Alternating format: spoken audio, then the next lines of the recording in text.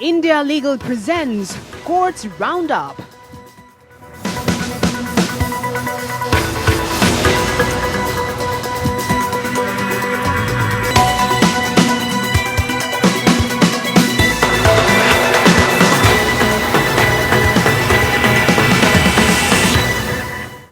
नमस्कार, मैं हूं आपके साथ शिवानी पांडे। कोर्ट्स राउंडअप में आपका स्वागत है। इस बुलेटिन में अगले आधे घंटे हम आपको कोर्ट से जुड़े तमाम छोटी बड़ी खबरों से रूबरू करवाएंगे। कोर्ट की कार्यवाही और सुप्रीम कोर्ट से लेकर हाई कोर्ट और लोअर कोर्ट्स तक के फैसलों को आपके सामने रखेंगे। आगे बढ़ने से पहले एक नजर डालते हैं हेडलाइंस पर।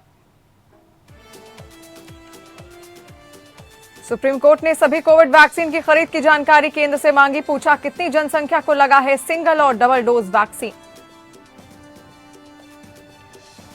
दिल्ली हाईकोर्ट ने कोविशील्ड और कोवैक्सीन की उपलब्धता पर दिल्ली और केंद्र सरकार से पूछे कड़े सवाल। कहा, दोनों खुराक पर स्टैंड साफ करे दिल्ली सरकार। क्या कोवैक्सीन की दूसरी खुराक मुहैया करवाना है संभव।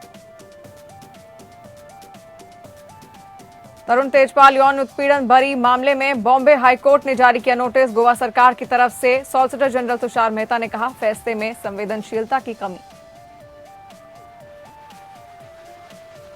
कर्नाटक हाईकोर्ट ने राज्य को ऑनलाइन गैम्बलिंग पर फैसला लेने को कहा। केंद्र को पक्षकार बनाने से किया मना।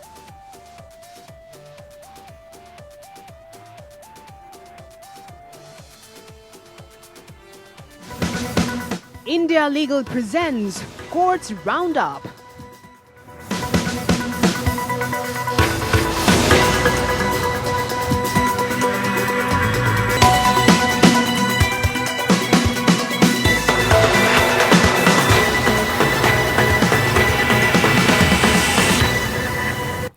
दिल्ली हाईकोर्ट में दोनों वैक्सीन कोविशील्ड और कोवैक्सीन की उपलब्धता पर सवाल उठाए हैं। साथ में दिल्ली सरकार से कई सवाल भी पूछे। कोर्ट ने कहा कि दिल्ली सरकार वैक्सीन की दोनों खुराक दिए जाने पर अपना रुख स्पष्ट करे। साथ में मामले पर केंद्र को भी अपना पक्ष रखने को कहा। कोर्ट ने ये भी पूछा कि क्या दिल्ली सरकार लोगों को कोवैक्सीन की दूसरी खुराक मुहैया करा सकती है।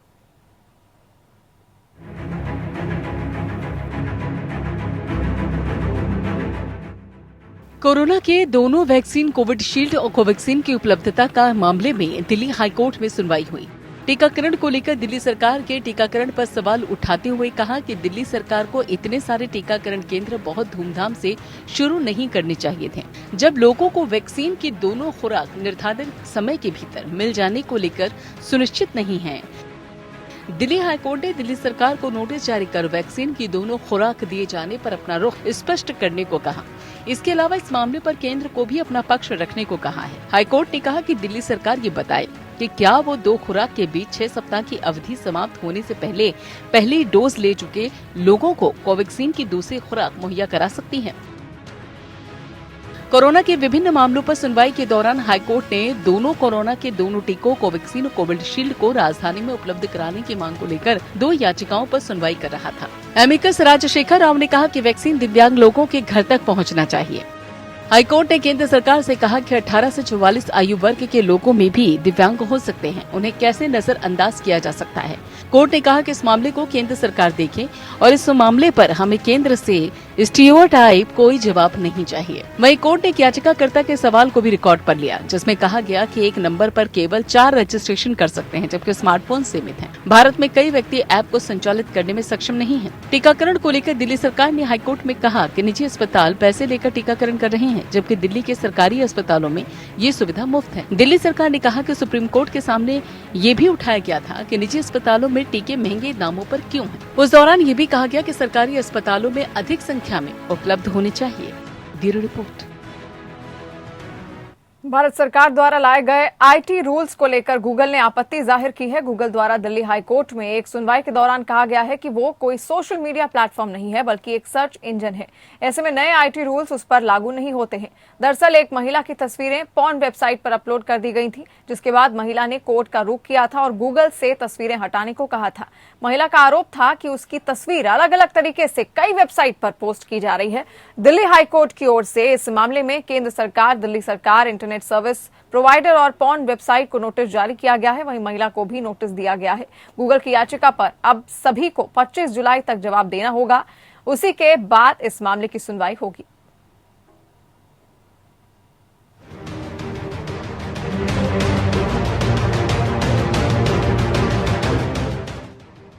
गूगल ने आईटी रूल्स 2021 के तहत सोशल मीडिया इंटरमीडियरी घोषित किए जाने के खिलाफ अंतरिम सुरक्षा की मांग करते हुए दिल्ली हाईकोर्ट का दरवाजा खटखटाया है। याचिका पर चीफ जस्टिस डीएन पटेल और जस्टिस ज्योति सिंह की खंडपीठ सुनवाई कर रही थी। गूगल ने सिंगल जज बेंच के आदेश के खिलाफ अपील में अदालत का रुख किया है, जिसने उसे एक महिला द्वारा दायर याचिका अपमानजनक होने के कारण आपत्तिजनक के रूप में चिन्हित की गई सामग्री को हटाने का निर्देश दिया। गूगल ने कहा कि इस विशेष याचिकाकर्ता के संबंध में जारी निर्देशों से उसे कोई समस्या नहीं है। वो सिंगल जज द्वारा जारी किए गए व्यापक टेम्पलेट निर्देशों से परेशान है। सिंगल जज के आदेश के तहत गूगल को आईटी नियम 2021 के तहत सोशल मीडिया इंटरमीडियरी के रूप में वर्गीकृत किया गया था, जिसे वर्तमान मामले में पिछले 2009 के नियमों के साथ जोड़ दिया गया था और पोस्ट को हटाने के निर्देश और इस तरह के अन्य चिन्हित पोस्ट को विश्व स्तर पर 24 घंटे में हटाने के लिए निर्देशित किया गया था। साल्वे ने जोर देकर कहा कि वो किसी भी जबरदस्ती की कार्रवाई के खिलाफ अंतरिम सुरक्षा चाहते हैं, जो ऐसी पोस्ट को हटाने में उनकी विफलता के खिलाफ हो सकती है, क्योंकि वो सोशल मीडिया इंटरमीडियरी नहीं है। साल्वे ने मुख्य रूप से कहा कि सबसे पहले हम एक सर्च इंजन हैं और सोशल मीडिया इंटरमीडियरी नहीं है, इसलिए हम आईटी रूल्स 2021 में महत्वपूर्ण सोशल मीडिया इंटरमीडियरी की परिभाषा के अंतर्गत नहीं आते हैं। उन्होंने आगे तर्क दिया कि दूसरी बात, कुछ सामग्री भारतीय कानून में आपत्तिजनक हो सकती है, लेकिन भारत के बाहर आपत्तिजनक नहीं हो सकती है, इसलिए वैश्विक स्तर पर सामग्री को हटाने के लिए एक व्यापक आदेश जारी नहीं किया जा सकता है। तीसरा, सिंगल जज द्वारा टेम्पलेट निर्देश जारी किए गए हैं, ये एक बहुत खराब मिसाल कायम करेगा। गूगल द्वारा चुनौती दिए गए आदेश को दिल्ली हाईकोर्ट के जस्टिस अनूप जयराम भंभानी की सिंगल जज पीठ ने एक मामले में पारित किया था, जहां याचिकाकर्ता ने आरोप लगाया था कि फेसबुक और इंस्टाग्राम पर उसके निजी सोशल मीडिया अकाउंट पर पोस्ट की गई उसकी तस्वीरों को उसकी बिना जानकारी और बिना सहमति के अवैध रूप से एक अश्लील वेबसाइट पर पोस्ट किया गया था। याचिकाकर्ता का मामला था कि उसकी प्राइवेसी सेटिंग्स एक्टिव होने के बावजूद ऐसी तस्वीरें ली गई हैं। इसलिए ये प्रस्तुत किया गया था कि इस तरह का आचरण आईटी अधिनियम की धारा 67 के तहत दंडनीय और आईपीसी और आईटी अधिनियम के तहत शरारत के अर्थ के अंतर्गत आता था। Bureau report. सुप्रीम कोर्ट ने केंद्र की वैक्सीनेशन नीति पर गंभीर सवाल उठाए हैं। कोर्ट ने 18 से 44 वर्ष के आयु वर्ग की टीकाकरण नीति को प्रथम दृष्टया अतार्किक ठहराया है। सुप्रीम कोर्ट में केंद्र सरकार की इस नीति को चुनौती दी गई है। कई राज्य पहले ही मांग कर चुके हैं कि केंद्र सरकार को 45 साल से अधिक उम्र के लोगों की तरह युवाओं के टीकाकरण की जिम्मेदारी भी अपने ऊपर लेनी चाहिए। अभी केंद्र सरकार ने ये जिम्मेदारी राज्यों पर डाली है। राज्यों को कोरोना की वैक्सीन की खरीद के लिए कंपनियों से संपर्क साधने को कहा गया है। दिल्ली समेत कई राज्यों ने कोविड वैक्सीन पाने के लिए ग्लोबल टेंडर भी निकाले हैं, लेकिन मॉडर्ना, फाइजर जैसी विदेशी कंपनियों ने कहा है कि वो केवल संघीय केंद्रीय सरकारों के साथ डील करती हैं, जबकि देश में बन रही सीरम इंस्टीट्यूट ऑफ इंडिया की कोविशील्ड, भारत बायोटेक की कोवैक्सीन भी पर्याप्त मात्रा में राज्यों को उपलब्ध नहीं हो पा रही है।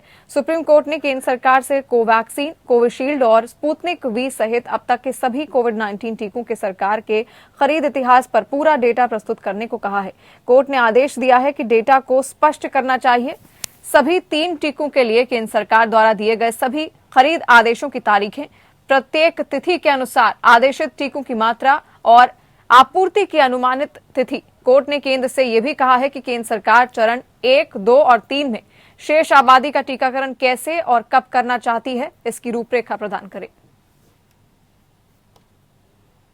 वहीं दिल्ली हाईकोर्ट ने बुधवार को 1 मई 2021 को स्कूल द्वारा आयोजित आंतरिक मूल्यांकन के आधार पर कक्षा 10वीं की बोर्ड परीक्षा 2021 के अंकों की गणना की नीति में संशोधन की मांग करने वाली याचिका पर नोटिस जारी की। एनजीओ जस्टिस फॉर ऑल द्वारा दायर याचिका और अधिवक्ता खगेश बी झा और अधिवक्ता शिखा शर्मा बग्गा के माध्यम से दायर की गई याचिका में सीबीएसई के संबद्ध सभी स्कूलों को रिजल्ट की गणना करने से पहले 10वीं कक्षा के छात्रों के मूल्यांकन के लिए तर्क दस्तावेज को उनकी संबंधित वेबसाइटों पर प्रकाशित करने का निर्देश देने की मांग की गई है और इसे सीबीएसई पोर्टल पर अपलोड करके पारदर्शिता लाने के लिए, ताकि ये सुनिश्चित हो सके कि छात्र इसे एक्सेस कर सकें और समय पर बोर्ड के साथ अपनी शिकायतें उठा सकें। मुख्य न्यायाधीश डीएन पटेल और न्यायमूर्ति ज्योति सिंह की खंडपीठ ने नोटिस जारी किया और एमएचआरडी के माध्यम से सीबीएसई, दिल्ली सरकार और भारत सरकार से जवाब मांगा है। याचिका में कहा गया है कि सीबीएसई भारत के संविधान के अनुच्छेद 19(1)(a), 21 और 21(a) प्रावधानों के तहत वर्ष 2020-21 में कक्षा 10वीं की बोर्ड परीक्षा में बैठने वाले छात्रों के मौलिक अधिकार की सुरक्षा सुनिश्चित करने में विफल रहा है। स्कूल द्वारा आयोजित आंतरिक मूल्यांकन के आधार पर 10वीं कक्षा की बोर्ड परीक्षा 2021 के अंकों की गणना की नीति में संशोधन की मांग करते हैं। याचिका में यह भी कहा गया है कि जिले, राष्ट्रीय और राज्य औसत के समग्र औसत स्कोर के अनुरूप अंकों का ऐसा मॉडरेशन स्कूल के छात्रों के लिए बिल्कुल अनुचित, अतार्किक और दंडात्मक है, जो पहली बार बोर्ड परीक्षा में शामिल हो रहे हैं, जिनका पिछले वर्ष के दर्शन का कोई ऐतिहासिक डेटा नहीं है। बॉम्बे हाईकोर्ट ने तहलका पत्रिका के पूर्व प्रधान संपादक तरुण तेजपाल को यौन उत्पीड़न मामले में बरी किए जाने को चुनौती देने वाली अपील में नोटिस जारी किया है। गोवा सरकार की ओर से सॉलिसिटर जनरल तुषार मेहता ने कहा कि फैसले में पूरी संवेदनशीलता का अभाव है। बॉम्बे हाई कोर्ट ने गोवा बेंच के 2013 के यौन उत्पीड़न मामले में तहलका पत्रिका के सह संस्थापक और पूर्व प्रधान संपादक तरुण तेजपाल को बरी करने वाले फैसले को चुनौती देने वाली राज्य सरकार की याचिका पर नोटिस जारी किया है। न्यायमूर्ति एस.सी. गुप्ते ने नोटिस जारी करते हुए सत्र न्यायालय से 24 जून तक वापसी योग्य सभी कागजात और कार्यवाही करने के लिए कहा। अदालत ने कहा कि अवकाश पीठ द्वारा विचार करने के लिए प्रथम दृष्टया मामला बनता है। आरोपी ने वरिष्ठ वकीलों इंदिरा जयसिंह और रेबेका जॉन से परामर्श किया और ये आचरण पीड़िता के खिलाफ गंभीर रूप से चला गया है। अगर ये लड़की मुझसे संपर्क करती है तो मैं उनसे परामर्श करने के लिए कहता। वे नारीवादी हैं। मैं अपने आप से एक सवाल करता हूँ कि क्या इस देश में नारीवादी होना नकारात्मक बात है? नारीवादी वह व्यक्ति है जो समान अधिकारियों के लिए लड़ता है। मैं एक नारीवादी हूँ। ये फैसला पूरी दुनिया में देखा जाएगा। इसे कोई भी यौन पीड़ित महिला कानूनी रास्ता नहीं अपनाएगी। कृपया नोटिस को जल्द से जल्द वापस लेने योग्य बनाएं। इसके बाद पीठ ने अपील पर तेजपाल को नोटिस जारी किया। तहलका पत्रिका के सह संस्थापक और पूर्व प्रधान संपादक तेजपाल को 21 मई को गोवा के मापुसा में एक फास्ट ट्रैक कोर्ट ने सभी आरोपों से बरी कर दिया था। उन पर 7 और 8 नवंबर 2013 को गोवा के लिफ्ट में अपने जूनियर सहयोगी का यौन उत्पीड़न करने का आरोप था। 27 मई को न्यायमूर्ति एस.सी. गुप्ते की अवकाश पीठ ने निचली अदालत के आदेश को अपनी वेबसाइट पर अपलोड करते समय पीड़ित की पहचान का खुलासा करने वाले सभी संदर्भों को संशोधित करने का निर्देश दिया और गोवा सरकार को अपनी अपील की अनुमति में संशोधन करने की अनुमति दी। सीआरपीसी की धारा 378 के तहत अपील के लिए अपने संशोधित आधार में गोवा सरकार ने बलात्कार पीड़िता के आघात के बाद के व्यवहार के बारे में निचली अदालत की समझ की कमी, उसके पिछले यौन इतिहास और शिक्षा को उसके खिलाफ कानूनी पूर्वाग्रह के रूप में इस्तेमाल करने और पत्रकार तरुण तेजपाल को बरी करने के फैसले को चुनौती देने के लिए पितृसत्ता द्वारा टिप्पणियों को प्रेरित करने का हवाला दिया। इसने रीट्रायल का विकल्प भी खुला रखा है। अपने 527 पन्नों के फैसले में विशेष न्यायाधीश क्षमा जोशी ने तेजपाल को संदेह का लाभ देने के लिए महिला के गैर बलात्कार पीड़िता के व्यवहार और दोषपूर्ण जांच पर विस्तार से टिप्पणी की थी। Bureau report. सुप्रीम कोर्ट के रिटायर्ड जस्टिस न्यायमूर्ति अरुण कुमार मिश्रा ने राष्ट्रीय मानवाधिकार आयोग के अध्यक्ष के रूप में अपना पदभार संभाल लिया है। सोमवार को प्रधानमंत्री नरेंद्र मोदी की अध्यक्षता वाली समिति ने उनके नाम को मंजूरी दी थी। एनएचआरसी के अध्यक्ष का पद पिछले करीब 5 महीने से खाली था।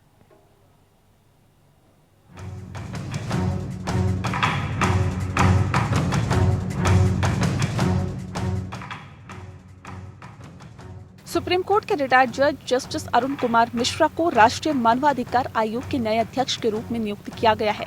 जस्टिस मिश्रा के नाम की सिफारिश पीएम नरेंद्र मोदी, गृह मंत्री अमित शाह, राज्यसभा के उप सभापति हरिवंश, लोकसभा अध्यक्ष ओम बिड़ला और राज्यसभा में विपक्ष के नेता मल्लिकार्जुन खड़गे के पैनल ने की थी। हालांकि खड़गे ने आयोग में अनुसूचित जाति, जनजाति और अल्पसंख्यक समुदाय से नियुक्ति न होने पर ऐतराज जताया। खास बात यह है कि इस पद के लिए 3 पूर्व मुख्य न्यायाधीशों को भी शॉर्टलिस्ट किया गया था, लेकिन समिति ने जस्टिस मिश्रा को तरजीह दी। जम्मू और कश्मीर हाईकोर्ट के पूर्व मुख्य न्यायाधीश महेश मित्तल कुमार और खुफिया ब्यूरो के पूर्व निदेशक राजीव जैन को भी एनएचआरसी के सदस्यों के रूप में नियुक्त किया गया। एनएचआरसी के अध्यक्ष के तौर पर जस्टिस मिश्रा का कार्यकाल 5 वर्ष का होगा। एनएचआरसी में अध्यक्ष का पद पिछले 5 महीने से भी अधिक समय से खाली है। Justice HL. दत्तू पिछले साल दिसंबर महीने में इसके अध्यक्ष पद से रिटायर हो गए थे। वैसे कूलिंग ऑफ पीरियड के चलन को देखते हुए 5 महीने का वक्त नियुक्ति के लिए बहुत ज्यादा नहीं है। अगर जस्टिस मिश्रा के करियर पर नजर डालें तो जस्टिस अरुण मिश्रा को 1999 में मध्य प्रदेश हाईकोर्ट के अतिरिक्त जज के रूप में नियुक्त किया गया। फिर जब उनकी नियुक्ति परमानेंट हुई तो उन्हें वर्ष 2010 में उनका तबादला राजस्थान हाई कोर्ट में कर दिया गया। 2010 में ही justice Mishra Rajasthan high court के कार्यकारी मुख्य न्यायाधीश बने और उसी वर्ष उन्हें पूर्णकालिक मुख्य न्यायाधीश भी नियुक्त कर दिया गया। वर्ष 2012 में justice Mishra Kolkata high court के मुख्य न्यायाधीश नियुक्त किए गए, लेकिन सुप्रीम कोर्ट में उनकी नियुक्ति लंबित रही क्योंकि 3 बार ऐसे मौके आए जब उन्हें नियुक्त किया जाना था, लेकिन ऐसा नहीं हो पाया और आखिरकार वर्ष 2014 में उन्हें सुप्रीम कोर्ट का जज बनाया गया। जस्टिस मिश्रा विवादों से भी जुड़े और सुर्खियों में भी रहे। 2018 में सुप्रीम कोर्ट के 4 जजों की प्रेस कॉन्फ्रेंस में जब सुप्रीम कोर्ट में चल रही व्यवस्था की आलोचना की थी तो न्यायमूर्ति अरुण मिश्रा इस प्रेस कॉन्फ्रेंस से इतना आहत हुए थे कि तत्कालीन मुख्य न्यायाधीश दीपक मिश्रा को उन्हें समझाने में काफी मशक्कत करनी पड़ी थी। जब पूर्व मुख्य न्यायाधीश रंजन गोगोई पर सुप्रीम कोर्ट की एक महिला कर्मी की ओर से यौन उत्पीड़न का आरोप लगा तो उसकी इन हाउस सुनवाई के लिए जस्टिस मिश्रा को ही शामिल किया गया था। जस्टिस मिश्रा तब भी विवादों में आए जब जमीन अधिग्रहण के मामले में उन्होंने फैसला सुनाया था। बाद में ये मामला उसी संविधान पीठ को सौंप दिया गया जिसके वो भी सदस्य थे। इस पर न्यायमूर्ति मिश्रा ने खुद को उस संविधान पीठ से हटने से इनकार कर दिया था। मतलब ये कि खुद के दिए गए फैसले को चुनौती देने वाली याचिका की सुनवाई में वे खुद भी शामिल थे। लेकिन सबसे ज्यादा उनके जिस बयान ने लोगों का ध्यान खींचा वो था इस साल फरवरी महीने में दिया गया उनका बयान, जिसमें उन्होंने प्रधानमंत्री नरेंद्र मोदी की सार्वजनिक रूप से प्रशंसा की थी। जस्टिस मिश्रा के बयान की न्यायिक और सियासी हलकों में आलोचना हुई। न्यायिक हलकों में ये भी मांग उठी कि जस्टिस मिश्रा सरकार के खिलाफ अपनी अदालत में चल रहे मामलों से खुद को अलग कर लें। वैसे जस्टिस मिश्रा ने कई महत्वपूर्ण फैसले भी दिए, जिसमें प्रशांत भूषण अवमानना मामला, महाकालेश्वर मंदिर शिवलिंग मामला, टेलीकॉम कंपनियों को राहत मामला और आम्रपाली रियल एस्टेट के कई प्रोजेक्ट्स पर भी फैसला करके उन्होंने हजारों फ्लैट्स खरीदारों को राहत भी दी। एडवोकेट एक्ट 1961 के तहत विदेश से हासिल की गई कानून की डिग्री को भारत में मान्यता के दिशा निर्देश बनाने का श्रेय भी जस्टिस मिश्रा को ही जाता है। साथ ही वर्ष 2000 में कानून के सांध्यकालीन कॉलेजों को बंद करने का प्रस्ताव भी उन्होंने ही बार काउंसिल ऑफ इंडिया के सामने रखा था। अखिल भारतीय अधिवक्ता कल्याण योजना की शुरुआत का श्रेय भी न्यायमूर्ति अरुण कुमार मिश्रा को ही जाता है। अब जब जस्टिस मिश्रा ने राष्ट्रीय मानवाधिकार आयोग के अध्यक्ष का पदभार संभाला है तो सभी की निगाहें उन पर है। Bureau report. इसी के साथ कोर्ट्स राउंड अप में इतना ही। देश दुनिया की तमाम खबरों के लिए आप बने रहिए हमारे साथ। नमस्कार। India Legal presents Courts Roundup.